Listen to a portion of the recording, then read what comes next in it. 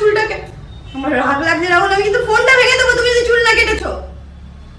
চুল কাটবে কি না? এই এই চুল কাটবে কি না?